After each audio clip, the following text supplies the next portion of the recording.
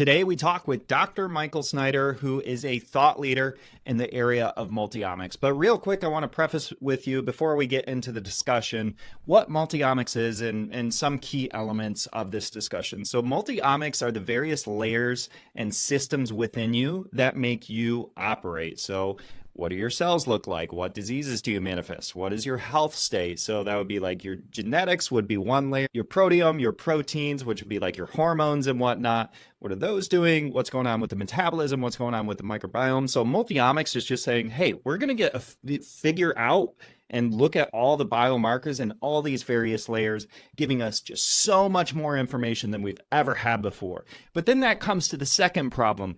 Big data. There is so much data that you get from that because there are so many biomarkers being looked at. How do you make sense of any of it? So that is where AI comes into play. And you're using this artificial intelligence or just these advanced machine learning algorithms to understand the patterns and what's going on. And so all that data might be impossible for a single person to map out and make sense of what's going on. But with these systems that can identify these patterns, that can speed up the process so much. And so that gives somebody like a physician or a user looking at their data just the ability to make sense of it because it can recognize the patterns that are there. And then the third thing is that the goal is to make this all frictionless sample collection is what it's basically. Okay, so to get the test done, how does a person do it? Well, rather than going and getting a blood draw, they can prick their finger, put a few drops of blood onto a filter paper and send it into the lab. And so that's frictionless sample collection is where it's very, very easy to do. So those are the three big things that preface this discussion with Dr. Michael Snyder. So Dr. Snyder, considering your extensive work in genomics, multiomics, particularly being pretty formative in some of the technologies like RNA-seq and microsampling, how do you envision the future of home testing evolving, and what role do you see it playing in personalized healthcare? Certainly hope home testing will become the norm. It's far from it right now. And obviously there's two avenues we've been pushing. One is the wearables, the idea of wearing smartwatches, rings, things like that to continuously measure your physiology. You can see all my devices here, or even my hearing aids are actually sensors. I just think they're so powerful because they're following you 24/7. So they can easily detect when you're getting, shifts from your baseline, meaning when you're first getting ill. You may know we first showed this with Lyme disease and later respiratory viral infections, including COVID. So we think they're very, very sensitive measures when people are first getting ill. And you find these, if you will, shifts from baseline before people have symptoms, meaning you can detect when people are getting ill before they know it, which is pretty cool. The other area that you alluded to is microsampling. We're very keen on that, this idea of giving home samples, you mail them in. And in the lab, we measure about 2,200 analytes. We're working on ways to measure a lot more. We think a lot of these analytes are molecules, if you will. They're pretty important health molecules, and they can really be very informative. Anyway, I hope we can turn these into mainstream devices. Right now, they're, as you know, they're more research, and we can get into this, but I think the financial incentives for getting people to, do more health monitoring rather than sick monitoring, I think but they're not quite there. So we need to work on that.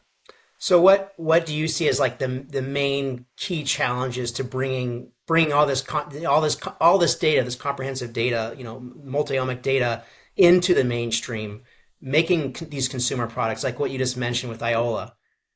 Okay.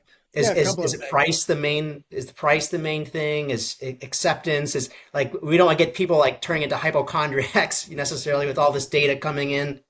Yeah, I'm not worried about the hypochondriac part. I think people who do this stuff are pretty sensible. We've been following a group of people for quite some time. They seem to manage it pretty well. That part's all quite fine. I think there are two areas. The two biggest challenges are, one, demonstrating utility, having people get this information, show they act on it, get positive health outcomes. I think that's a big thing, whether it's multiomics profiling, whether it's wearables, what have you. And it's being done in a research level. People are going to need to run proper trials and such. And then the other big challenge is the incentive, the financial incentives. As I alluded to earlier, we these days practice sick care rather than health care. nobody pays to keep you healthy. It's just the opposite. You have to pay for things, measurements that, will track your health. And I'd love to shift that around. My own view is that you should get a discount if you do regular home microsampling because you will track your health better, catch disease early. We have many, many examples of this. If you catch disease early, you can manage it much better. If it's an infectious disease, of course, you can also help prevent it from spreading to other individuals. But that's a big deal. So I think we just need to change the whole financial structure. That is not so easy to do. Maybe we can come up with some creative ways to do it. I hope that by bringing in, workplace folks, that more and more big companies have wellness programs. So if you can become part of those, that might be helpful. I think if we get insurance companies involved, hey, you should get a discount, as I say, if you get your genome sequenced or do some, home microsampling measurements, this sort of thing. Yeah, I think those are excellent points. And when it comes to microsampling, of course, if we're profiling, say, your genome, or maybe we're looking at your transcriptome or your proteome, this is all going to be, I mean, at least from, what we've been doing on the research side, showing a different sample cadence. So could you maybe describe, like, not an ideal necessarily, but just a ballpark figure of what longitudinal profiling, like what a schedule might look like for these various different omic technologies? That's a great question. Well, obviously, you would get your genome done once. That's Right, easy. right. Well, no, that may shift as you get cancer. There's getting to be something called clonal hematopoiesis, which is, sort of a precancer. So more and more there's getting to be interest in that. But anyway, in general, you'll get your genome once. And then I think, what we do for our home microsampling, we do proteomics, we do metabolomics, lipidomics, and we think are high value targets, if you will, high value measurements that can really, have direct correlations within your, about your health. And certainly, a lot of it's not done in the clinic because they're more research things, but a lot of the things that YOLO does are up on the FDA website, meaning there are research studies behind them for a lot of these markers that we think are pretty powerful for tracking your health. The general idea about following many markers rather than just a few, like these days, you measure typically about 15 things in a physician's office. And we think measuring hundreds of molecules is much, much more powerful. It just gives you a much clearer picture of what's going on. So I do think that, these measurements you can make, so you give a little drop of blood, mail it in, and we will make hundreds of measurements. And it does reveal a lot of very interesting health information or wellness information that is actionable, especially in today's world. As we generate more and more data and correlate it with health measurements, the data only get richer and more powerful. So I think, and the more people do it, the more useful it becomes. Yeah, I definitely agree. And I also agree with what you're talking about with wearables. I think those, because of the density of sampling that you get, can be very informative. However, the question then becomes, how do you merge that data with that different sample cadence with the omic data? How do you reconcile those two data sets? Yeah, they are very different. But I view all these things, again, on the science geeky side, these are features in a model. So you'll pull some information from your smartwatch, you pull some information from your omics measurements, and the two together can tell you a little better what's going on. So for example, when your resting heart rate goes up, something's up. And if you look at your inflammatory markers, it gives you a sense of what's going on there. If you look at your respiration rate, same thing. You can get a decent number of measurements from one kind of measurement, respiration, as I say. One thing on a smartwatch is kind of cool, something called galvanic stress response, conductance on your skin. And that actually turns out to be a very useful measurement for stress, for diabetes, other things. So we think some of these measurements, that they're giving you orthogonal kinds of data that when you combine it with the omics measurements, inflammation markers, metabolic markers, oxidative stress, together it's just much, much more powerful for honing in on what's going on. And, I think things we don't do now, but probably should, Like we don't monitor people's mental stress. We don't monitor their metabolic health very routinely. We measure glucose every now and then, especially if you're diabetic, but not much before that. And I think as we start tracking these things at high resolution, we'll just learn a lot more and better manage people's health. Now, to the point you raised about how often should you measure, I don't think we really know the answer to that. It's a great question. Wearables are nice because they measure all the time. They do it passively in the background, so it's pretty low energy. You just have to keep them charged. The microsampling, I think if you're at risk for something, you probably want to get measured a lot. If you're generally healthy, it might be fewer. We're recommending every 3 months as a place to start. And I do think if you start seeing some trajectories shifting, you want to probably maybe increase your measurements, see what's going on. And we have examples of that in our research where we've seen people, certain markers starting to go off. So we say, well, why don't you just come back in 2 weeks and see what that looks like? And sure enough, in one case, person just was really in a bad trajectory and we caught it. Actually came back in 1 week. It was pretty handy. And so they quickly got it under control. So I think that's another important concept here. We want to catch these things early, pre-symptomatically, because then you can properly manage them. And the goal, again, is to keep people healthy, shift them back to their baseline so they don't go derail down a bad path. So I have a question real quick, Alex. So, I mean, we have all these different data sets that we're working with, so there's like all the layers of the omics, and then you have your wearables and that kind of thing. And you're kind of saying that people can mine different pieces of data to construct a narrative about what's happening with somebody. How do you kind of interface this all? Like, do you think this will be interfaced all into one platform to make it kind of clinically relevant? Because a clinician is also going to have to then go through and find like, well, I want to look at this and make a justification for going over here, looking at this. Or is this really going to interface into kind of one seamless platform where it's very clinically applicable and clinicians are easily able to utilize it? Yeah, you're raising a really great point, and it will have to be integrated because physicians just don't have that much time. You probably know they have 15 minutes with you in a physician's office, and that just isn't enough time to scrutinize the data and make meaningful decisions. But I think this is where AI will kick in. You can pull in different streams of data, feed them into a system, and then have AI. Again, it's not the final say. Physician will always have to review the data, but you can bring in a lot of diverse data types. And all kinds to be able to better evaluate what's going on and make recommendations. And so again, we have two companies in this space doing this sort of thing. One, January AI, that does continuous glucose monitors, builds personalized baselines, and then makes recommendations. They have a big 32 million food database. They can make fairly precise recommendations about what you should and should eat based on several days of training. So it's very, very powerful. The other one is YOLO, as I mentioned. When people get their health markers, it actually evaluates, takes that plus other lifestyle information, medications you give them, and it basically reads that and makes wellness recommendations about, well, here, this is off. Maybe you want to, modify the following behaviors to better get those markers into what should be a more normal range.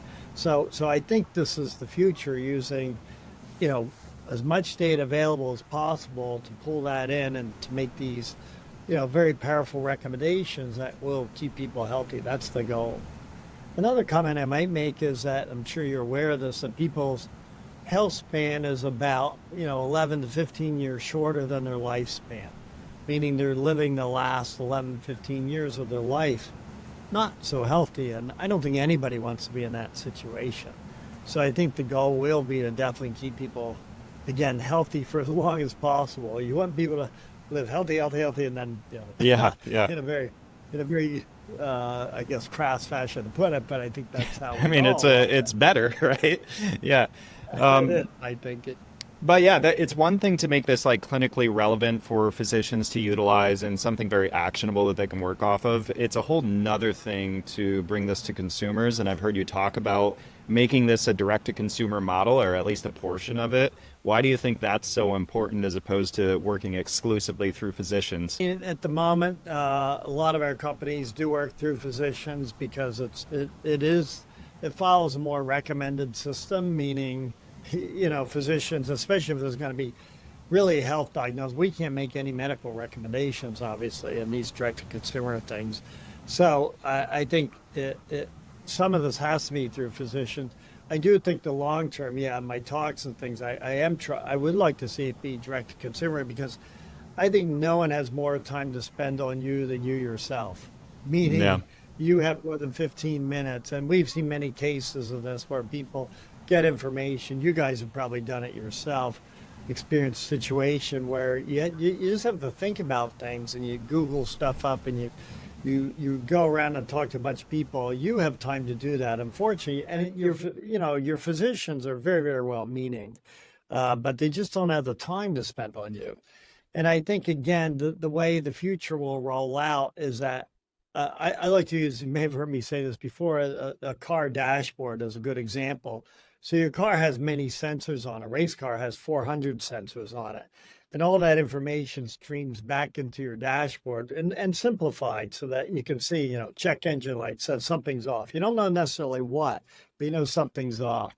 Gas gauge, speeding, that one's super easy. But if it's check engine light, you dig in a little deeper, you try and figure out what aspect is off. And this is how I see your health rolling out. You have all these sensors rolling and measurements rolling in. And when things start looking off, you would do additional tests or try and look under the hood, so to speak, to figure out exactly what's wrong and certainly get yourself shifted back to a healthy state. The way that you framed all of this, I mean, it's very intuitive to us. I mean, it's when we talk about personalized medicine or personalized recommendations, you're obviously comparing yourself to yourself.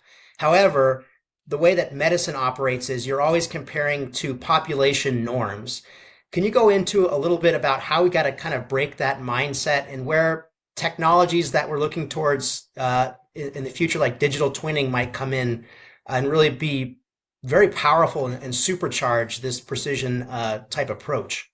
Yeah, absolutely. I mean, we've got to change that mindset because we're all different. We all have different healthy baselines. Example I like to use, it's not from our work, it's from others, but your temperature when you put a thermometer in your mouth is generally not 98.6. The mean, as you may know, is more like 97.5 or 97.7, depends what study you look at, but it's not 98.6. And the more important point is if you look at any of these studies, there's a spread. The 25th quartile was 96 and the 75th quartile was 99.1. And so that's a pretty big spread. If your normal healthy baseline is 96.6 and you get measured at 98.6, they tell you're healthy, and that's clearly not right. If you're up 4 degrees over your baseline, you're in trouble.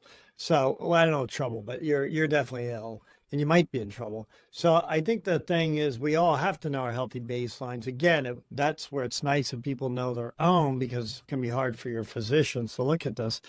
In today's health world, people rarely look at old measurements, meaning they don't longitudinally track you. So, and I think the trajectory of the direction you're going is probably more important than your absolute values. And so you're absolutely right. We have to change that mindset. I think that's going to take an education. We've got to educate doctors that, help personal baselines are more important than these absolute measurements. In terms of educating, how do we get more public acceptance or just understanding of what we're doing with omics, what we're doing with these health modules by integrating all this data? I mean, it seems like a daunting task even in academia. How do we broadcast this message? Yeah, great question. I just think we have to keep at it as we spin off, as people get these. You don't want anybody to get ill, but if they do get ill and you catch it early with these new technologies, that's probably about the best way to do it. It demonstrates utility, spreads word of mouth. So I just think we need to get out there. Smartwatches, and for, as you may know, for disease detection, particularly respiratory viral illness, everybody laughed at me when we first came out with this and detected that we could do this stuff. It was like, yes, what's the point? I don't get it. And then, of course, along came COVID, and next thing you know, a lot of groups are all sort of doing this, including ours, and showing we could show that we could do pre-symptomatic detection of COVID. COVID has a long pre-symptomatic period, so it's like perfect for smartwatches. And, we demonstrated that. We now have some very exciting new results in the space. So The bottom line is, I think we just demonstrate it as people get it, word of mouth spreads, and I'm hopeful that's how to move out quickly. I think also as the cost drops right now, some of the stuff, especially in the research side, it's pretty expensive. But if we can drop the costs so that they're dirt cheap, then everybody will do it because and especially it's easy. I also think the power of this home microsampling and omics monitoring is quite useful because it is more convenient than there's never such a thing as a convenient time to go to a physician's office. Nobody likes dropping what they're doing. Yeah, I'm like the last one to run an errand, you know. It's like, I'm not going to get my oil changed, not going to go to the physician's office, all that, yeah. It's just, we're all busy people. Everybody is. They'd rather spend time, even recreationally, than taking care of their car, their health and things. So I just think the more more convenient we make it for people, the more they're likely to do it. So this idea of maybe in the future, right now we mail people these kits for the home microsampling, but imagine where you just pick them up in the supermarket, mail them back in. It's even easier than that. So I think convenience will be a factor. I think getting costs down is good. And these days, the costs are way, way cheaper than they used to be anyway. So I'm hopeful that as people have good experiences, as they, hate to say it, but they catch your disease early if they do have such a condition. That will be very powerful. I think that then it should sell itself. In terms of the ethical considerations, I'm sure you're aware of the data breach with 23andMe. As we onboard more of these companies that are collecting massive amounts of data. I mean, you talk about the data storage of these companies. I mean, when you're doing genomics, that's one thing, but when you're talking about bringing on proteomics, transcriptomics, genomics, that's a lot, particularly if you're doing it longitudinally.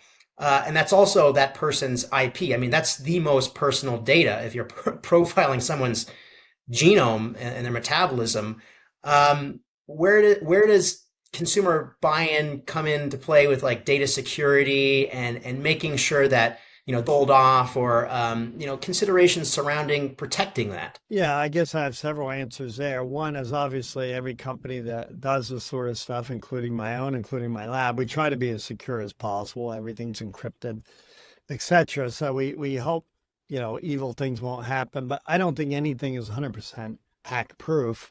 And so I think the one power of many of the omes like proteome and metabolome, for the most part, it's not identifiable. It could if you have the right reference associated with it, but you can actually generally keep it pretty anonymous. I think that's probably useful. I think the other flip side of this whole thing, though, is I'm very Pollyannish about all this. I think that I think it's better to share data and get the data than be in the blind. I think having an illness that's getting worse and worse is not a good thing, just because it's proceeding, asymptomatic. A lot of people discover their cancer, you may know this, at stage 4, and then it's just about impossible to reverse. So we definitely don't want to see people get to that point. So I think catching disease early should outweigh any of the issues of privacy. And the other comment I would make with that is abuse. Well, this is where we should have laws to govern this stuff, meaning we should protect people from being abused, so to speak, based on their personal information. And there's already some data around that for genomes. You may notice that the GINA Act doesn't let you get discriminated for employment or from healthcare plans based on your genome sequence. I think we could use a broader version of that. I think we should have everybody should have access to some level of healthcare. So if you were to explain to, say, a layperson or a physician what the difference between what you're building with Multiomics and the wearables and all those different aspects that you're going to have for testing people and what currently exists in in healthcare and in the market, what would you explain that margin to be? What is the difference between those two things? I know I should have asked this at the beginning, but we'll tie it up here. Yeah, I like to say, what we do is like getting 600 pieces, 700 pieces of a 1,000-piece jigsaw puzzle versus today's world, you're probably getting 5 or 6 pieces where we get such an incomplete picture of your health, whereas getting this, everything we do gives you a much, much clearer picture of our health. one of my companies, Cube Bio, that spun off a medical version of this. Right away, from the first 100 plus people, they discovered some ovarian cancer, early prostate cancer, someone with early pancreatic cancer, which is almost never discovered early. So this idea about collecting deep data on people, it really is giving a much better health picture. And then the longitudinal side, as they say, it's a no-brainer that we should be tracking people longitudinally, look for shifts in their trajectory so that you can, again, keep them healthy. So that's how I guess I see what we're doing, getting just this high resolution. It's like a Hubble telescope in the sky versus looking up with your eyes, I suppose. That's another analogy you could use. You're just trying to see so much more. When it's your health, you want as much information as possible. So many things are undiagnosed or go on for a long, long time before they get diagnosed, and that can be a disaster.